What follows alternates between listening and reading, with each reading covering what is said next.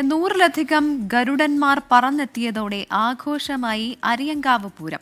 500-ലധികം ഒറ്റത്തൂക്കങ്ങളും വർണ്ണാഭമായ അന്തരീക്ഷത്തിൽ ഗരുഡ സംഗമവുമൊക്കെ വിസ്മയകരമായ രാമാണ് അരിയൻകാവിന് ഒരുക്കിയത്.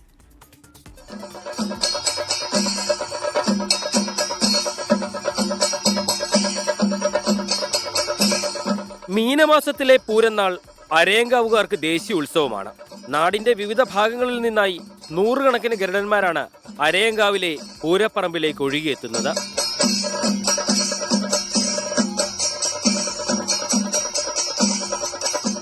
ദാരികാസുരനെ വധിച്ച ശേഷം വിശ്രമിക്കുന്ന ദേവിയെ വണങ്ങി ഗരുഡൻ സ്വന്തം രക്തം സമർപ്പിക്കുന്നു എന്നതാണ് ഗരുഡൻ തൂക്കത്തിന്റെ ഐതിഹ്യം. വടക്കൻ കേരളത്തിന്റെയും തെക്കൻ കേരളത്തിന്റെയും ഒരു ഭാഗമാണ് ഗരുഡൻ തൂക്കം.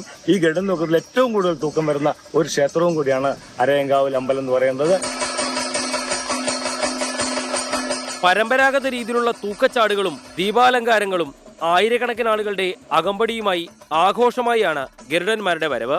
ഓരോ തൂക്കത്തിനൊപ്പവും 20-ലധികം ചെണ്ടക്കാരുടെ സംഘവും ഉണ്ടാകും. അർദ്ധരാത്രി ആയതോടെ 100ഓളം ഗരുഡന്മാർ നിരനിരയായി നിന്ന് ഒരുമിച്ച് പയറ്റിയത് അരയങ്കാവ് പൂരത്തിന്റെ സവിശേഷ കാഴ്ചകളിലൊന്നായിരുന്നു. 1000-ലേറെ വരുന്ന മേളക്കാരുടെ അകമ്പടിയോടെയാണ് വാദ്യഘോഷത്തിൽ ഗരുഡൻ പയറ്റ് ഒരുമിച്ച് നടക്കുന്നത്.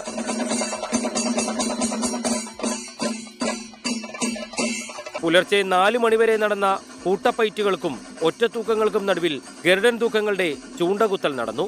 ചടങ്ങിന് ശേഷം ഇളങ്കാവിൽ തിരിച്ച് എഴുന്നള്ളിപ്പ് നടന്നതോടെ ഈ വർഷത്തെ അരയങ്കാവ് പൂരത്തിന് സമാപനമായി.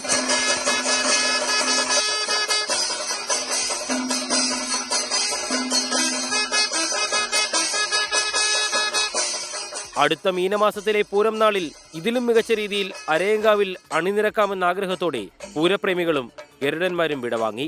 24 കൊച്ചി.